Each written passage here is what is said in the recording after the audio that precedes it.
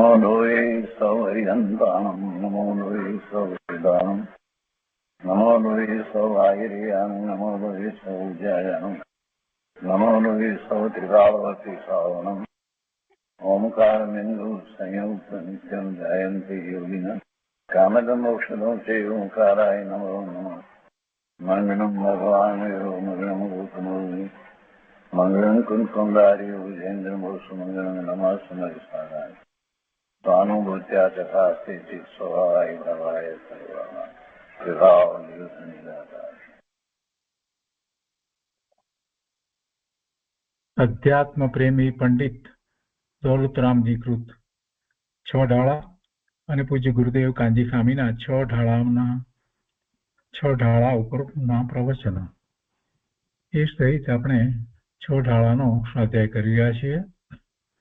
6 ઢાળાના સ્વાધ્યાયમાં આપણે 2 ઢાળ પૂરી કરી છે, હવે ત્રીજી ઢાળની શરૂઆત કરીએ છીએ। આત્માના હિતરૂપ મોક્ષ માર્ગનું વર્ણન। હે જીવ, તું મોક્ષ માર્ગમાં લાગી જા। તો ત્રીજી ઢાળ એમાં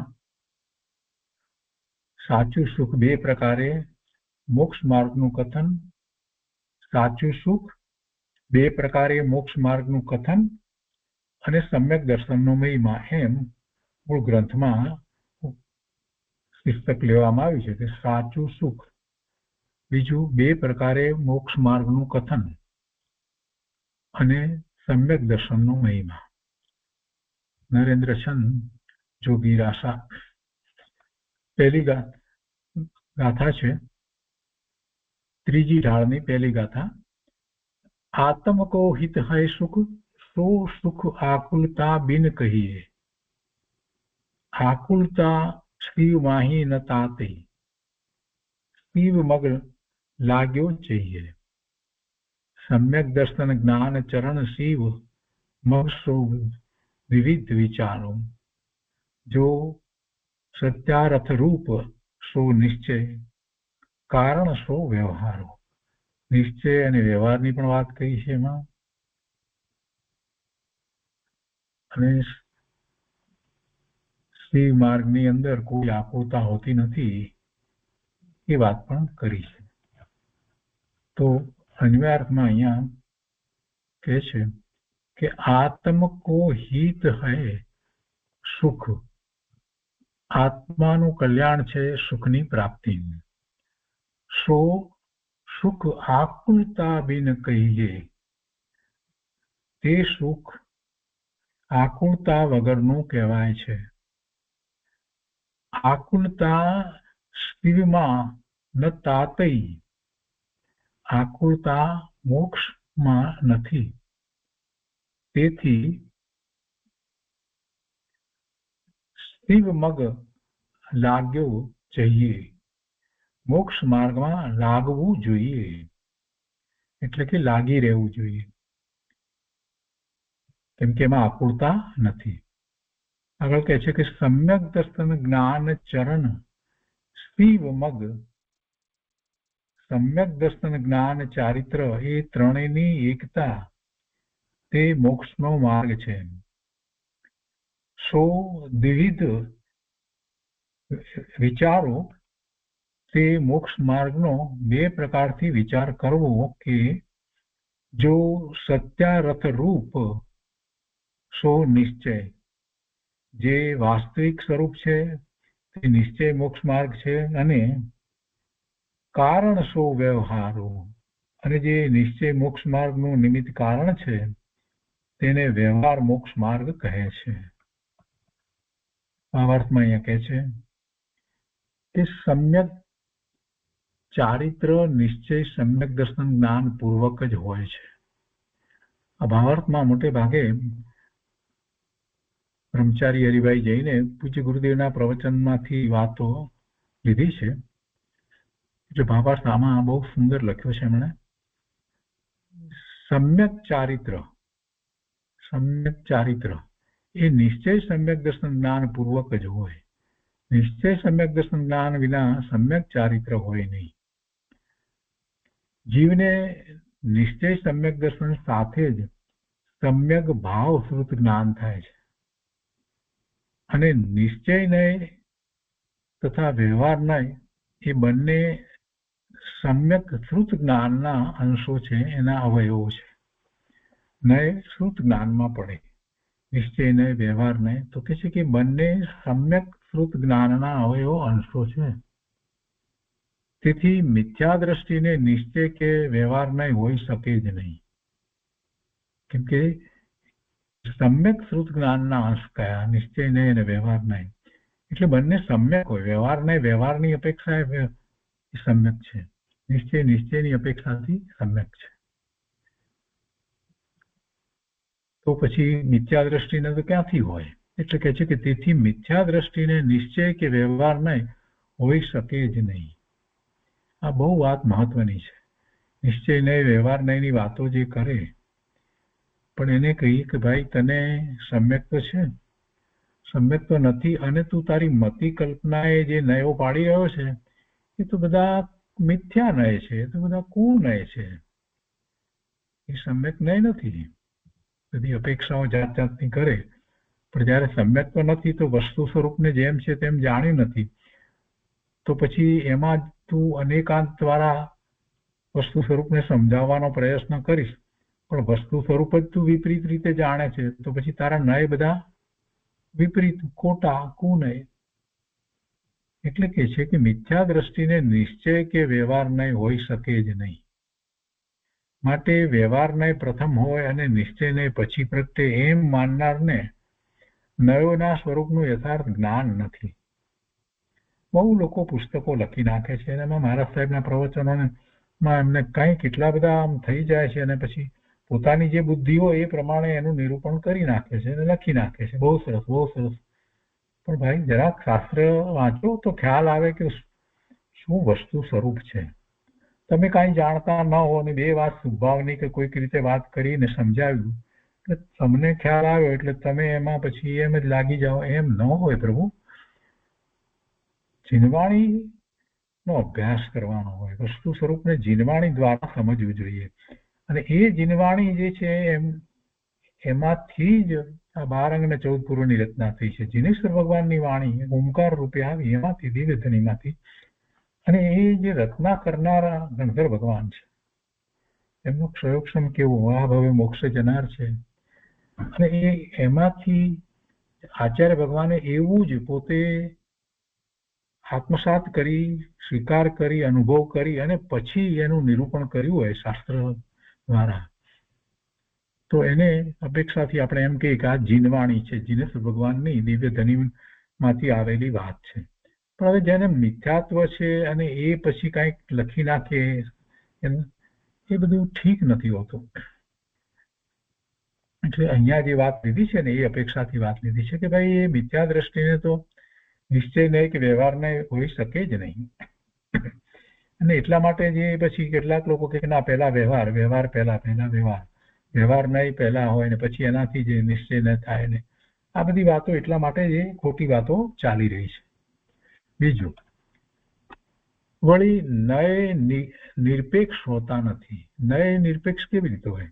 નય છે એટલે કોઈ અપેક્ષાથી આમ છે, કોઈ દ્રષ્ટિકોણથી આમ છે, એટલે એ અપેક્ષા વિનાનો તો હોય જ નહીં ને. કથનજીત કોઈ અપેક્ષા એ વસ્તુ આમ છે, એને આપણે એક અપેક્ષાથી જે કહેવાયેલું કથન, તો એને કોઈ નયનું કથન આપણે કહીએ કે.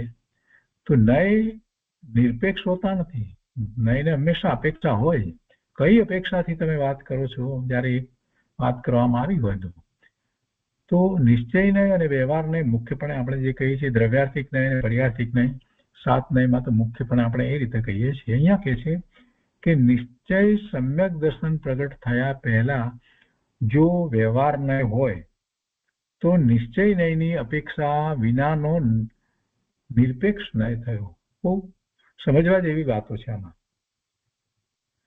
કોઈ એમ કે સમ્યક દર્શન નથી અને એ પહેલા જો વ્યવહાર નય છે એમ કે, તો એ વ્યવહાર નય ને નિશ્ચય નય વિનાનો કયો, એટલે એને એ વ્યવહાર નય ને નિશ્ચય નયની અપેક્ષા છે નહીં અને એ નિરપેક્ષ નય થયો.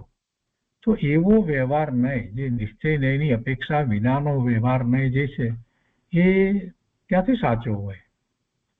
શું કે છે કે જો વ્યવહાર નહીં હોય, સમ્યક દર્શન નિશ્ચય સમ્યક દર્શન પ્રગટ થયા પહેલા જો વ્યવહાર નહીં હોય તો નિશ્ચય નયની અપેક્ષા વિનાનો નિરપેક્ષ નય થયો. એટલે નય તો નિરપેક્ષ હોય નહીં, તો પછી એ નય ખોટો ઠરે. વળી પ્રથમ એકલો વ્યવહાર નહીં હોય તો અજ્ઞાન દશામાં સમ્યક નય માનવો પડે. એટલે એ જ પછી સમ્યક નય થઈ જાય ને એકલો હોય તો.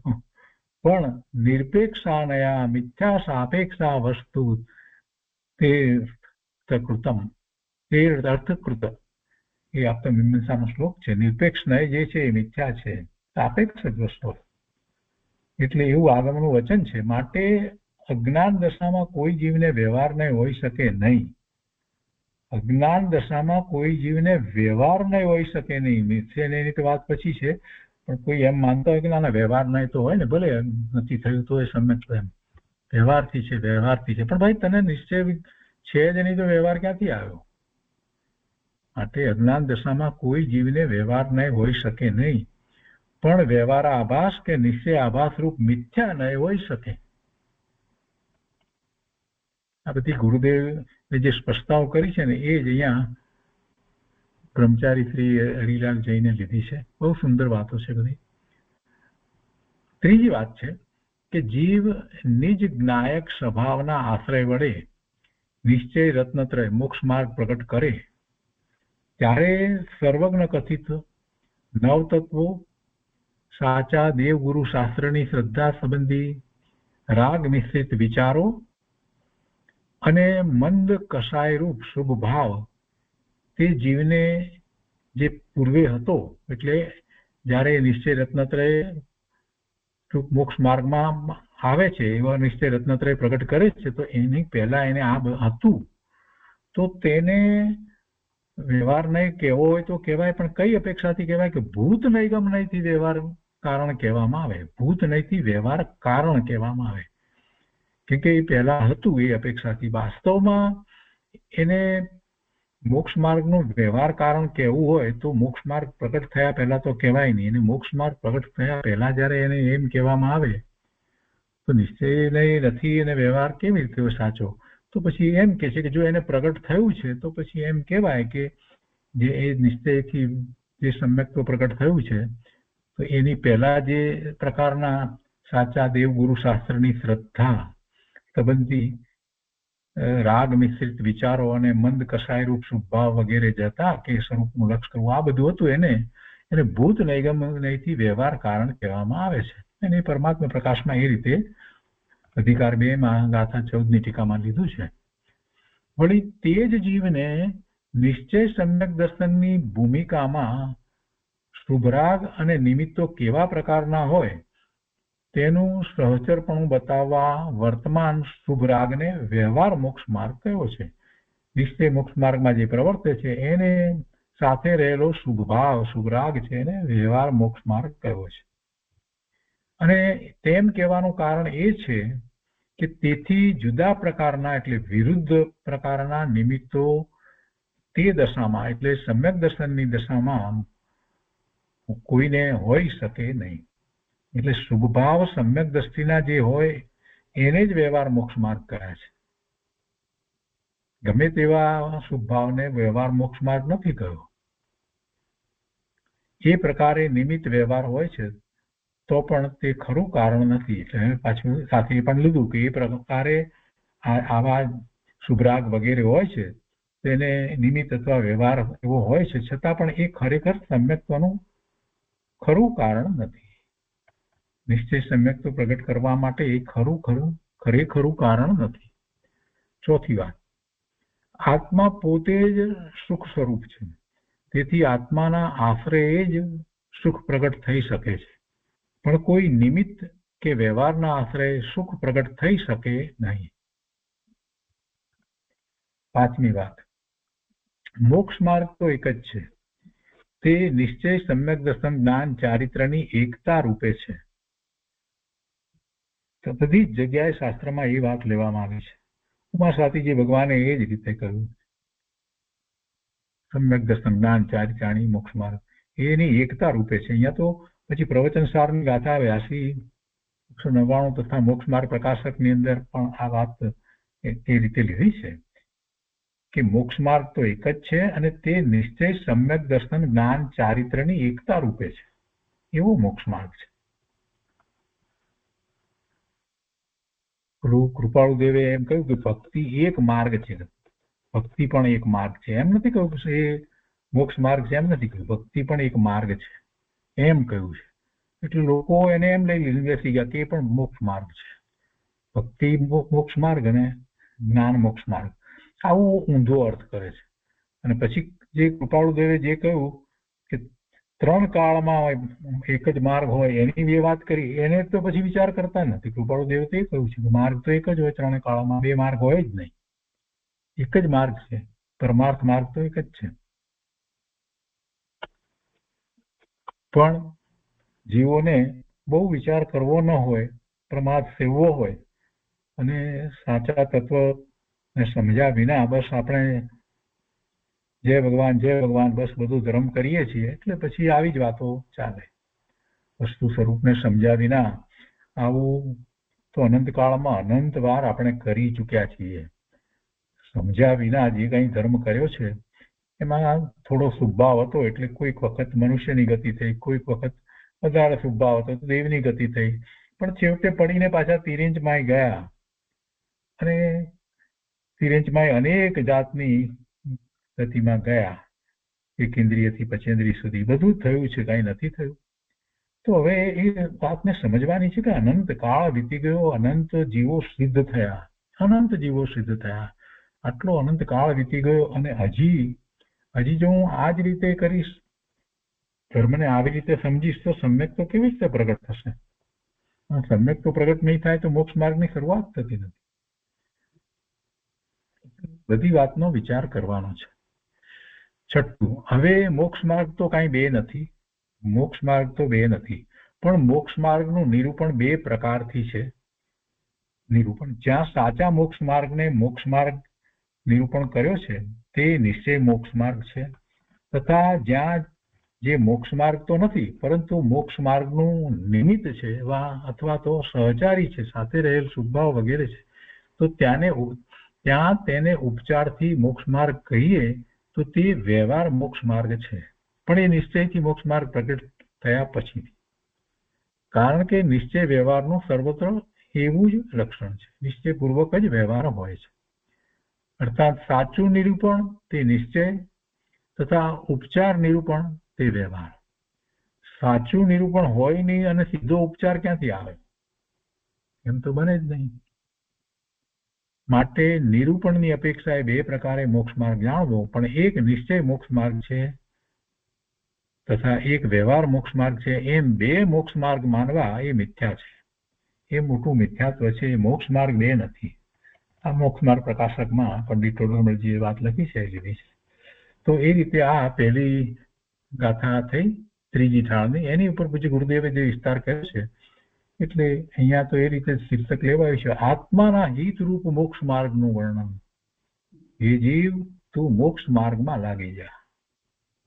અને ખૂબ વિસ્તાર કર્યો છે. આ ગાથા ઉપર પૂજ્ય ગુરુદેવે ઘણો વિસ્તાર કર્યો છે. 3-4 દિવસ ચાલે એટલો બધો વિસ્તાર છે. તો આપણે લઈએ. વિતરાગ વિજ્ઞાન મંગલ રૂપ છે અને 3 લોકના જીવોને તે જ સારભૂત છે. વિતરાગ વિજ્ઞાન મંગલ રૂપ છે અને 3 લોકના જીવોને તે જ સાર રૂપ છે. તેના વડે જ પંચ પરમેષ્ટિ પદ પમાય છે.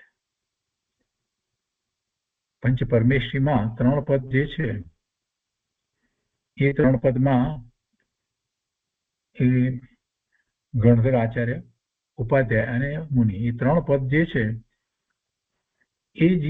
એમાં એમને હજી કેવળ જ્ઞાન થયું નથી, પણ એમની 7મા 6ઠા ગુણસ્થાને એવી દશા છે, એવી અદભુત દશા છે કે કેવળ જ્ઞાન ક્યારે કરી લેશે કહેવાય નહીં.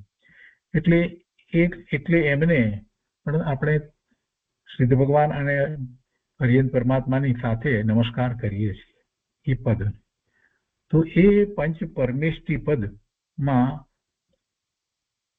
ગયા વિના, એટલે કે એવી મુનિ દશા, પછી એ આચાર્ય હોય કે સામાન્ય મુનિ હોય કે ઉપાધ્યાય હોય, ગમે તે હોય, પણ એ 7મા 6ઠા ગુણસ્થાનની દશા છે.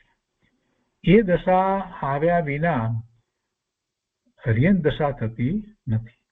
એટલે એવી દશા આવે એ મહત્વનું છે. એટલે અહીંયા ગુરુદેવે એ વાત લીધી છે કે તેના વડે જ પંચ પરમેષ્ટિ પદ પમાય છે.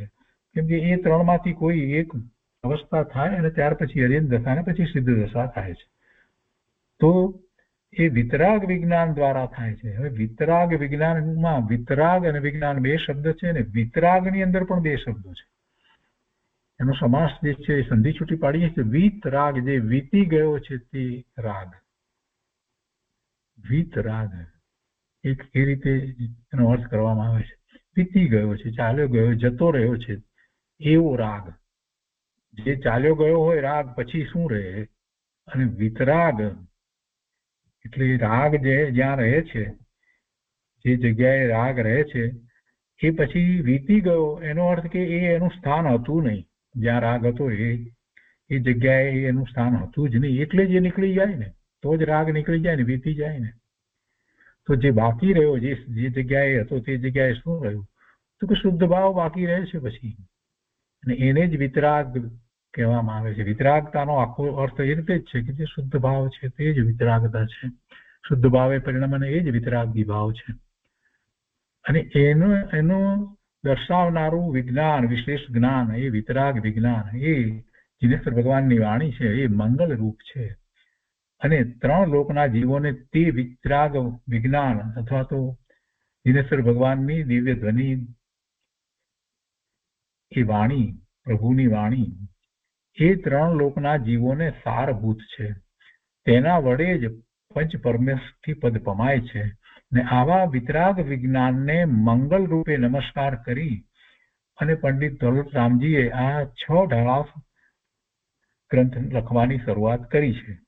ને એમાં આપણે પહેલી 2 ઢાળ કરી છે. તો પહેલી ઢાળ, પ્રથમ ઢાળમાં 4 ગતિના કેવા કેવા દુઃખો જીવે ભોગવ્યા તે બતાવ્યું, અને તે દુઃખોનું કારણ મિથ્યા શ્રદ્ધા, મિથ્યા જ્ઞાન અને મિથ્યા આચરણ છે. માટે તેને ઓળખીને તે મિથ્યાત્વાદીને શીઘ્ર છોડી દે અને આત્મહિતના પંથમાં લાગી જા, એમ બીજી ઢાળમાં કહ્યું. હવે તે આત્મહિતનો પંથ શું છે તે સમજાવે છે અહીંયા ત્રીજી ઢાળની અંદર. આત્મહિતમાં લાગી જાય તો કહ્યું, પણ હવે આત્મહિતનો પંથ કેવી રીતે શું છે તો એ હવે ત્રીજી ઢાળમાં સમજાવે છે. તો આત્મહિતનો પંથ કહો કે મોક્ષનો માર્ગ કહો, તેનું વર્ણન આ ત્રીજી ઢાળમાં કરે છે. અને તેમાં પણ પહેલા સમ્યક દર્શનનું વર્ણન જે છે તે મુખ્ય છે. તો એ પહેલા મોક્ષ માર્ગ બતાવીને તેની આરાધના કરવાનું કહે છે, અને એની ગાથા આપણે વાંચી. ગુરુદેવ એનો વિસ્તાર કરતા કહે છે કે જુઓ, હવે આ મોક્ષ માર્ગનું વર્ણન શરૂ થાય છે. ટૂંકમાં પણ ઘણી વાત સમજાવી દીધી છે. જીવને સુખી થવા માટે આ પ્રયોજનભૂત વાત છે, સરળ શબ્દોમાં લખાયેલી પ્રયોજનભૂત વાત છે. ગુરુદેવ કહે છે કે આત્માનું હિત શું છે? આત્માનું હિત શું છે? આત્માને શું હિતરૂપ છે? કે સુખ થાય એવું શું છે? તે સુખ કેવું છે? સુખ થાય તે એને હિતરૂપ છે, અને એ સુખ કેવું છે? કેવી રીતે થાય? સુખની વ્યાખ્યા સમજવા જેવી છે. સુખ કેવું હોય એ સમજવા જેવું છે. આપણે તો કલ્પિત સુખોને સુખ માનીએ છીએ. અહીંયા કહે છે કે આકુળતા વગરનું હોય. સુખ કેવું હોય? આકુળતા વગરનું. કોઈ આકુળતા હોય નહીં, એને કોઈ પરાધીનતા ન હોય, પરની અપેક્ષા ન હોય. આકુળતા વગરનું હોય એટલે નિરાકુળ જે હોય તે જ સુખ છે. અને બીજું, એને કોઈ પરાધીનતા ન હોય, કોઈ પરની અપેક્ષા ન હોય, કોઈ બાહ્ય પદાર્થ, કોઈ બાહ્યમાં કોઈ સંયોગ આવે તો સુખ થાય, એવું વસ્તુ સ્વરૂપ નથી. મોક્ષ દશામાં આકુળતાનો અભાવ છે, એટલે સાચું સુખ મોક્ષ દશામાં છે. કેમ કે ત્યાં આકુળતાનો પૂર્ણપણે અભાવ છે. એટલે તે જ આત્માને હિતરૂપ છે, સાચું સુખ છે, શાશ્વત સુખ છે. માટે જીવે તે મોક્ષના માર્ગમાં લાગવું જોઈએ. એક પછી એક દલીલ દ્વારા ગુરુદેવ આગળ વધતા જાય છે. કે છે કે મોક્ષનો માર્ગ શું છે, મોક્ષ માર્ગમાં લાગવું જોઈએ એમ વાત કરી. તો હવે કે છે કે પણ એ મોક્ષનો માર્ગ શું છે? તો કે છે કે સમ્યક દર્શન જ્ઞાન ચારિત્ર તે મોક્ષનો માર્ગ છે, અને તે માર્ગને બે પ્રકારથી વિચારો એટલે કે જાણો. મોક્ષના માર્ગને તમે બે પ્રકારથી વિચારો એટલે કે બે રીતે જાણો. તેમાં જે સત્યાર્થ રૂપ છે તે તો નિશ્ચય મોક્ષ માર્ગ છે, અને તેમાં જે કારણ રૂપ નિમિત્ત રૂપ છે તેને વ્યવહાર જાણો. ગુરુદેવ અહીંયા કહે છે કે જુઓ, આમાં બે પ્રકારનો મોક્ષ માર્ગ વિચારવાનું કહ્યું, પણ તેમાં સત્યાર્થ રૂપ તો એક નિશ્ચયને જ કહ્યો. એટલે કે નિશ્ચય સમ્યક દર્શન જ્ઞાન ચારિત્ર તે જ સાચો મોક્ષ માર્ગ છે, અને વ્યવહાર તે તો ઉપચાર છે, તે સાચો મોક્ષ માર્ગ નથી. આગળ કહે છે કે મોક્ષના બે માર્ગ નથી, મોક્ષનો માર્ગ તો એક જ છે. એ બાબતમાં પંડિત શ્રી ટોડરમલજીએ મોક્ષ માર્ગ પ્રકાશકમાં ઘણો સરસ ખુલાસો કર્યો છે, અને તેઓ કહે છે કે મોક્ષ માર્ગ પ્રકાશકમાંથી આ વાત લીધી છે. ગુરુદેવ કહે છે મોક્ષ માર્ગમાં જે વાત કરી છે એ જ વાત અહીંયા કહે છે કે શુદ્ધ આત્માનો અનુભવ તે સાચો મોક્ષ માર્ગ છે. શુદ્ધ આત્માનો અનુભવ તે સાચો મોક્ષ માર્ગ છે. ત્યાંથી જ મોક્ષ માર્ગની શરૂઆત થાય છે. સહાનુભૂતિપૂર્વક સમ્યક દર્શન જ્ઞાન ચારિત્ર ના એવા રત્નત્રયના પરિણામ થાય છે, તો ત્યાંથી મોક્ષ માર્ગની શરૂઆત થાય છે. વ્રત તપ આદિ કઈ મોક્ષ માર્ગ નથી, વ્રત તપ આદિ કઈ મોક્ષ માર્ગ નથી, પણ નિમિત્ત આદિની અપેક્ષાએ ઉપચારથી તેને મોક્ષ માર્ગ કહીએ છીએ, તેથી તેને વ્યવહાર કહ્યો છે. એટલે બાહ્ય વ્રત તપ વગેરે સમજવા. અંતરંગ જે તપની વાત જે છે એ જુદી વાત છે. એ તો ધ્યાન ને તપ કહેવામાં આવ્યું છે એ દ્વારા એને શુદ્ધિની વૃદ્ધિ થાય છે, અને એમ એ મોક્ષ માર્ગમાં આગળ વધે છે. તો એ બાહ્યમાં જે વ્રત તપ આદિ જે છે એ મોક્ષ માર્ગ નથી, પણ નિમિત્ત આદિની અપેક્ષાએ ઉપચારથી તેને મોક્ષ માર્ગ કહીએ છીએ, તેથી તેને વ્યવહાર કહ્યો. આ મોક્ષ માર્ગ પ્રકાશકમાં જે વાત ટોડરમલજીએ કરી છે ને એ ચાલે છે. એ પ્રમાણે ભૂતાર્થ અભૂતાર્થ મોક્ષ માર્ગપણા વડે તેને નિશ્ચય વ્યવહાર કયા છે. ભૂતાર્થ જે પહેલેથી છે તે ભૂતાર્થ છે, અને જે નવું થાય છે તે અભૂતાર્થ છે.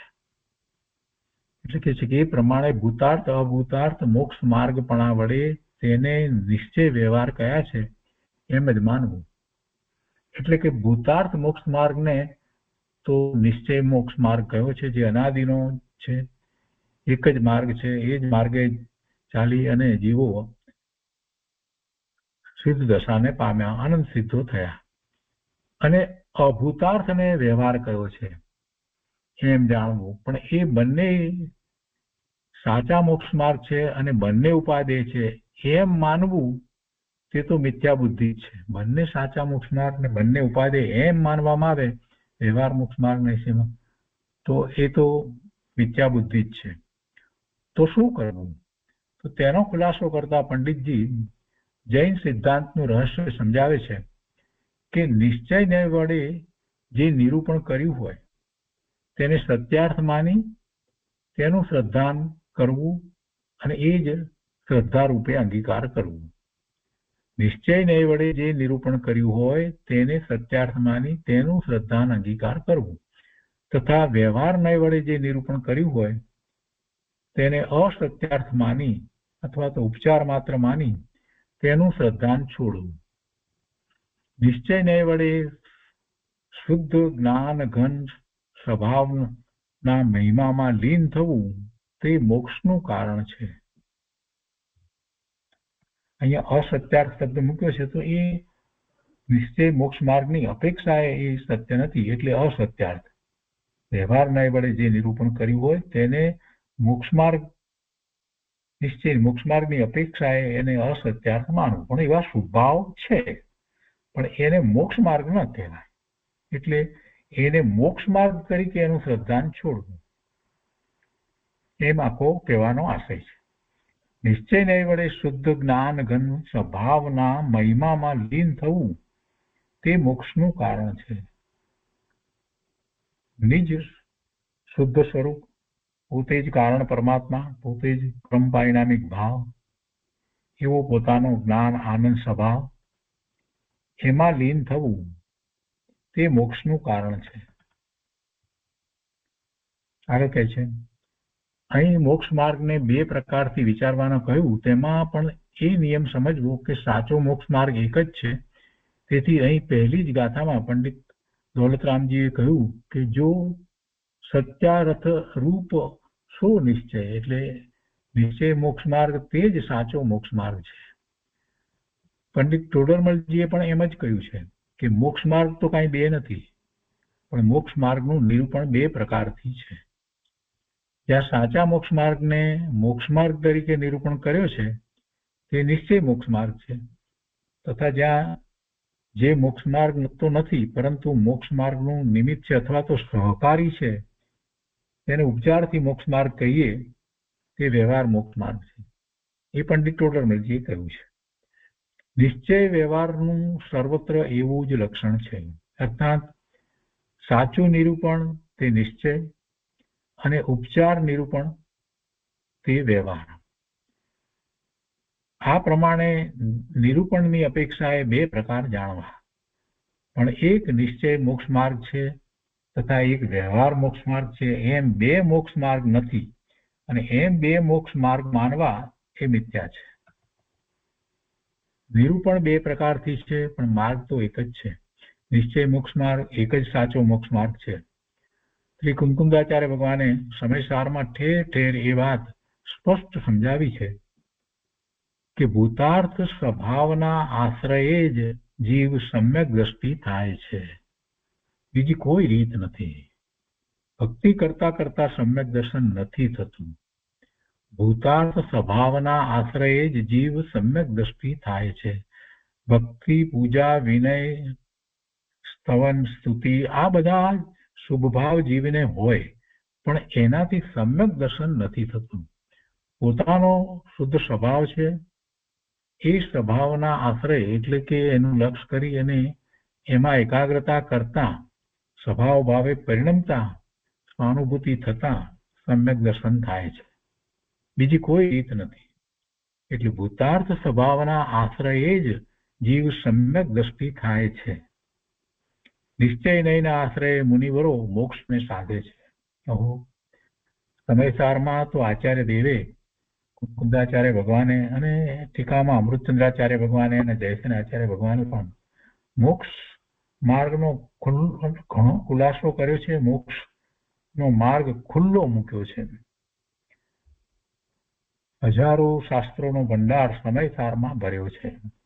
કુંદાચાર્ય ભગવાનની ગાથા એવી છે અને એની ટીકાઓ પણ એવી છે. પૂજ્ય ગુરુદેવે એના ઉપર જે વિસ્તાર કર્યો છે એની ઉપર પ્રવચનો આપ્યા, 19 વખત પ્રવચનો આપ્યા, 45 વર્ષ સુધી એની જ વાત સમજાવી છે. તો એ કઈ અમસ્તી વાત નથી કરી.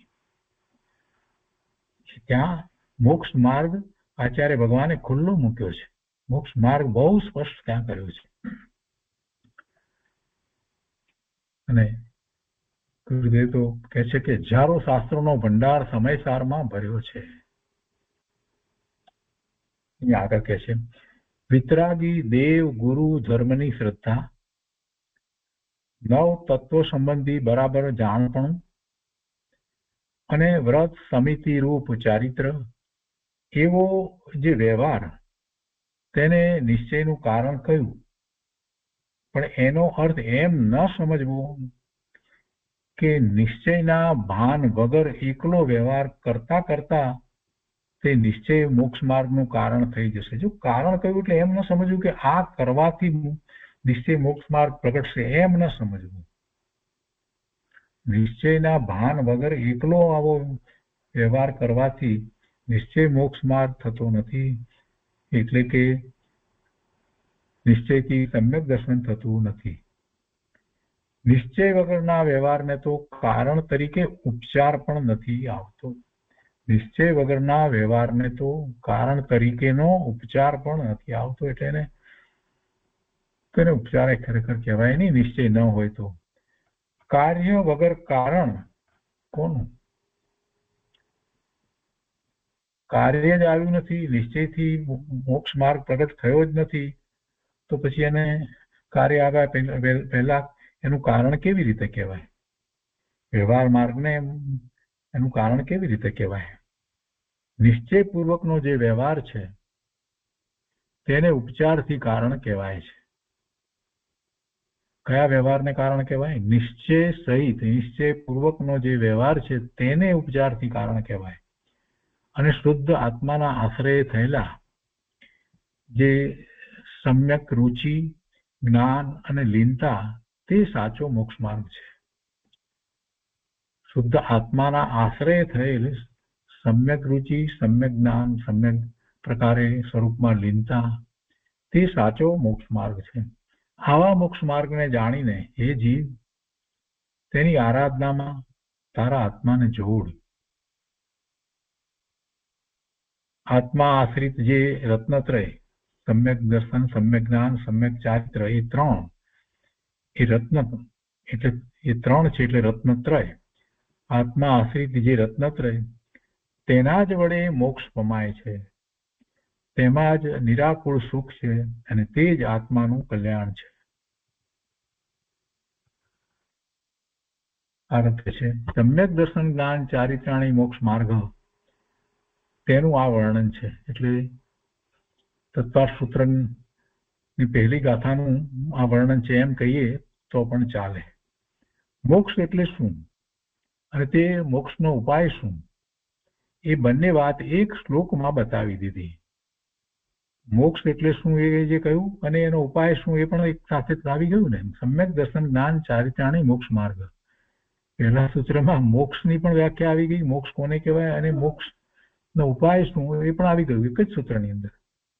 એ બંને વાત આ એક સૂત્રમાં શ્લોકમાં બતાવી દીધી છે. આત્માનું હિત શું કે મોક્ષ. સર્વાર્થ સિદ્ધિમાં પહેલા સૂત્રના ઉપોદઘાતમાં તેનું સરસ વર્ણન કર્યું છે. આપણે એ વર્ણન વાંચ્યું છે. સર્વાર્થ સિદ્ધિમાં પહેલા સૂત્રના ઉપોદઘાતમાં એનું જે વર્ણન કર્યું છે સરસ વર્ણન. તો અહીંયાની વાત લીધી છે ગુરુદેવે કે જેને પોતાના હિતની ભાવના જાગી છે એવો કોઈ નિકટ ભવ્ય મુમુક્ષુ જીવ. નિકટ ભવ્ય એટલે જેને જે મોક્ષગામી છે એનો ભવના ભ્રમણનો હવે અંત આવ્યો છે, એકાદ બે ભવ, થોડાક ભવ પછી એને મુક્તિ થવાની છે, મોક્ષ થવાનો છે, એવો નિકટ ભવ્ય મુમુક્ષુ જીવ, જેને પોતાના હિતની ભાવના જાગી છે એવો કોઈ નિકટ ભવ્ય મુમુક્ષુ જીવ રમણીય વનમાં ગયો અને ત્યાં બિરાજમાન નિર્ગ્રંથ મુનિરાજને વિનયપૂર્વક મોક્ષનો માર્ગ પૂછ્યો. મુનિ કેવા છે ત્યાં બેઠા છે તે મુનિ? તો કે છે કે જે આત્માના ધ્યાનમાં બેઠા છે અને બોલ્યા વગર વિતરાગ મુદ્રા વડે જ જાણે કે મોક્ષ માર્ગ દેખાડી રહ્યા છે, એવી તો એમની વિતરાગ મુદ્રા છે. એવા મુનિરાજ પાસે જઈ અને પેલા મુમુક્ષુ એ શિષ્ય એ વિનયથી પૂછે છે કે પ્રભુ આત્માનું હિત શું છે? તો શ્રી ગુરુ પ્રસન્નતાથી તેને સમજાવે છે કે હે વત્સ, આત્માનું હિત મોક્ષ છે. ત્યારે શિષ્ય ફરીને પૂછે છે કે પ્રભુ તે મોક્ષનો ઉપાય શું છે? એના ઉત્તરમાં પહેલું સૂત્ર કહ્યું છે કે સમ્યક દર્શન, જ્ઞાન, ચારિત્રાણી મોક્ષ માર્ગ. આ તત્વાર સૂત્રની ટીકા સર્વાર્થ સિદ્ધિ ટીકાના ઉપોદઘાતમાં વાત આવી છે અને એમ કરી અને પછી આ સમ્યક દર્શન, જ્ઞાન, ચારિત્રાણી મોક્ષ માર્ગની વાત ત્યાં લેવામાં આવી. સર્વાર્થ સિદ્ધિ શરૂઆત કરી તો પહેલા સૂત્રને સમજાવતા પહેલા જે એમણે જે વાત આખી એ લખી છે, બહુ સુંદર વાત છે, આપણે વાંચનમાં લીધી હતી એ વખતે. ત્યારે પછી આ આવી વાત આવી કે સમ્યક દર્શન, જ્ઞાન, ચારિત્રાણી મોક્ષ માર્ગ, અને પછી એના ઉપર સર્વાર્થ સિદ્ધિમાં એ વિવેચન આવ્યું. ગુરુદેવ કહે છે કે અહીં પણ ત્રીજી ધાળના પહેલા શ્લોકમાં એ જ વાત કરી કે આત્મ કો હિત હૈ સુખ, સો સુખ આકુલતા બિન કહીએ. આકુલતા શિવ માહીને, મોક્ષમાં તો છે નહીં. ન તાત શિવ મગ લાગ્યો चाहिए, એટલે એવા મોક્ષ માર્ગમાં તું લાગી જા. એ પંક્તિઓ કઈ છે ને માં પહેલી લીધી છે. સુખ એટલે આત્માનો નિરાકુળ સ્વભાવ. સુખ એટલે આત્માનો નિરાકુળ સ્વભાવ. આકુળતા ન હોય એવું. આત્માનો સ્વભાવ નિરાકુળ જ છે, એમાં આકુળતા નથી. પણ જીવ પોતે વિભાવ ભાવે થઈ અને આકુળતા ઊભી કરે છે. એ આકુળતા મૂળ સ્વરૂપમાં પહોંચતી નથી, એ પર્યાયમાં ઊભી કરે છે. એ ક્ષણિક આકુળતાઓ અનેક પ્રકારે જીવ અનાદિથી કરતો આવ્યો છે, પણ વસ્તુમાં આકુળતા નથી. આત્મા નિરાકુળ છે, એનો સ્વભાવ નિરાકુળ. આત્માનું પૂર્ણ અતિન્દ્રિય સુખ, તેનું નામ મોક્ષ, અને તે જ આત્માનું હિત. લોકો જે બહારનું સુખ કહે છે તે કાંઈ સુખ નથી, એ બધું કલ્પિત છે. વિષયો તરફનું વલણ તે તો આકુળતા છે, દુઃખ છે. પાપના રાગમાં તો આકુળતા છે, અને પુણ્ય તરફના વલણમાં પણ આકુળતા જ છે, એટલે દુઃખ જ છે. એટલે પુણ્ય અને પાપ બંનેની અંદર આકુળતા જ છે, એટલે દુઃખ જ છે. તેમાં સુખ નથી, એના ફળમાં પણ સુખ નથી. પાપ કે પુણ્ય બંને પ્રકારની આકુળતા વગરનો જે સહજ જ્ઞાન આનંદમય આત્મ સ્વભાવ, તેમાં એકાગ્ર થતા જે શાંત નિરાકુળ ચેતન રસનો અનુભવ થાય તે સુખ છે. ચેતન રસનો જે અનુભવ થાય તે સુખ છે. કેવો અનુભવ થાય છે? શાંત, આકુળતા વિનાનો, નિરાકુળ ચેતન રસનો અનુભવ, આનંદનો, શાંતિનો અનુભવ થાય છે. જેટલા ગુણ છે એ બધાનું ભવન અંદર ચાલી રહ્યું છે, એટલે એવો જ અનુભવ થાય છે. તો આવા સુખની પૂર્ણ પ્રાપ્તિ, તેનું નામ મોક્ષ. તેને ઓળખીને તેના માર્ગમાં જીવે લાગવું જોઈએ. એટલે મોક્ષના સ્વરૂપને પહેલા એને સમજવાનું, અને પછી એ કેવી રીતે પ્રાપ્ત થાય એના માર્ગમાં લાગવું જોઈએ. પોતાની મતિ કલ્પના એ મોક્ષ માને, મોક્ષનો માર્ગ માને, એનો ઉપાય માને, તો એમ એને મોક્ષ માર્ગની શરૂઆત થતી નથી. એ મોક્ષ માર્ગમાં આવતો નથી. તે મોક્ષનો માર્ગ શું છે? તો કહે છે કે સમ્યક દર્શન જ્ઞાન ચરણ શિવ મગ સો દ્વિવિધ વિચારો, જો સત્યારથ રૂપ સો નિશ્ચય કારણ સો વ્યવહારો. કેમ કે આમાં બે ગાથાઓ સાથે લીધી છે, એવી રીતે આ પહેલી જે ગાથા લેવામાં આવી છે ને એવી રીતે લેવામાં આવી છે. તો આગળ આ રીતે લીધું ને એ એમાં શું આવ્યું? મોક્ષનો માર્ગ શું છે એ અહીંયા કહેવામાં આવ્યું. અને એનો વિસ્તાર કરતા પછી ગુરુદેવ કહે છે કે પુણ્ય અને પાપ એ બંનેમાં આકુળતા હોવાથી તેને મોક્ષ માર્ગમાંથી કાઢી નાખ્યા. સંપૂર્ણ નિરાકુળતા રૂપ સુખના અનુભવ સ્વરૂપ જે મોક્ષ, તેની પ્રાપ્તિનો માર્ગ પણ નિરાકુળ ભાવ રૂપ જ હોય. એમાં પછી આકુળતા ન હોય. વસ્તુ નિરાકુળ છે, એનો અનુભવ પણ આકુળતા રહિત આનંદ શાંતિ રૂપે થાય છે. તો એની પ્રાપ્તિનો માર્ગ હોય, એમાં આકુળતા ક્યાંથી હોય? એ પણ નિરાકુળ ભાવ રૂપ જ હોય. એટલે સાચો મોક્ષ માર્ગ નિરાકુળ, એટલે કે રાગ વગરનો જ છે. કેમ કે રાગ છે ત્યાં આકુળતા છે. તેની સાથેના રાગ સહિત શ્રદ્ધા જ્ઞાન આચરણને મોક્ષ માર્ગનું કારણ કહેવું તે વ્યવહાર છે. તેની સાથેના રાગ સહિત, હજી કંઈક રાગ પડ્યો હોય શુભ ભાવ, તો એ છે કે રાગ સહિત શ્રદ્ધા જ્ઞાન આચરણને મોક્ષ માર્ગનું કારણ કહેવું તે વ્યવહાર છે. જે વ્યવહાર રત્નત્રય છે તે કાંઈ સત્યાર્થ મોક્ષ માર્ગ નથી. નિયમરૂપ મોક્ષ માર્ગ તે નથી. નિયમરૂપ મોક્ષ માર્ગ તો આત્માની અનુભૂતિ પૂર્વક જ હોય છે. રાગથી પાર, રાગથી પાર આત્માના સ્વભાવમાં ઘૂસી જઈને જે સમ્યક શ્રદ્ધા, સમ્યક જ્ઞાન, સમ્યક ચારિત્ર થયા, એવા પરિણામ થયા, તે નિશ્ચય મોક્ષ માર્ગ છે. તે સત્યાર્થ મોક્ષ માર્ગ છે. મોક્ષને માટે તે નિયમથી કરવા જેવું કાર્ય છે. માટે કહ્યું કે શિવ મગ લાગ્યો चाहिए, એમ કહ્યું ને અંદર દોલતરામજી એમ કહ્યું ને, શિવ મગ લાગ્યો રહીએ એટલે મોક્ષ માર્ગમાં લાગ્યો રહે.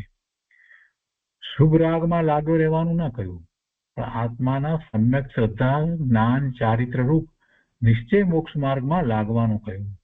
અને તેમાં જ આત્માનું હિત અને સુખ છે. એમાં જ આત્માનું હિત અને સુખ છે. ગુરુદેવ આગળ કહે છે કે સુખ તો આત્મ સ્વભાવ છે. રાગ કઈ આત્મ સ્વભાવ નથી. રાગ આત્માનો સ્વભાવ નથી. તો પછી રાગ કેમ થાય છે? રાગ કેમ થાય છે? કેમ કે આત્માને ક્યાં અનુસરીને પરિણામ કરે છે, એટલે રાગ થાય છે. પોતાનો આત્મ સ્વભાવ જે છે એને અનુસરીને જો પરિણામ થાય તો એમાં રાગ ઉત્પન્ન થતો જ નથી, આકુળતાય નથી. તો સુખ જ છે. સુખ તો આત્મ સ્વભાવ છે. રાગ કઈ આત્મ સ્વભાવ નથી. તો તે રાગ આત્માના સુખનું કારણ થઈ શકે નહીં.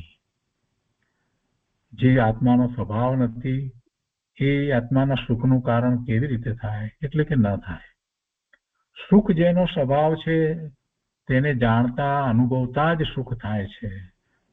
એટલે કે સુખ સ્વભાવ તો આત્માનો છે, એટલે એવા આત્માને જાણતા, આત્માને જાણવો એટલે અનુભવવો, આત્માને અનુભવતા જ સુખ થાય છે. જીવ સુખ ઈચ્છે છે, સુખ ચાહે છે, પણ પોતાના સુખ સ્વભાવને ઓળખતો નથી.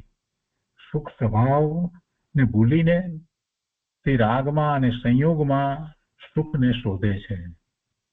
ગુરુદેવ કહે છે, ભાઈ સુખ તો રાગમાં હોય કે વિતરાગમાં હોય, વિતરાગતા તે જ સુખ છે.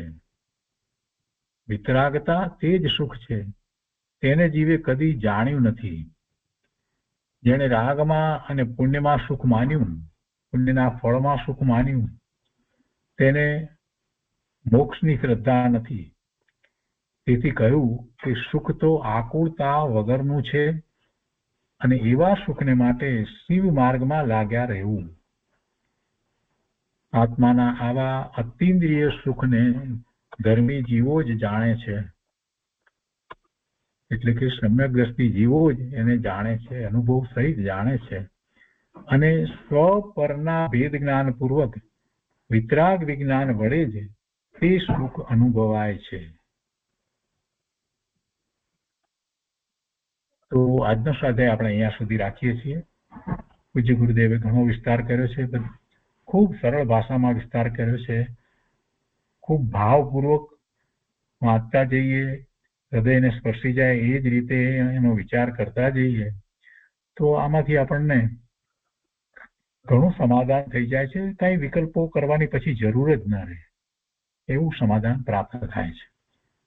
તો આજનો સ્વાધ્યાય અહીંયા સુધી રાખીએ છીએ. વિશેષ વિસ્તાર આવતા સ્વાધ્યાયમાં લઈશું.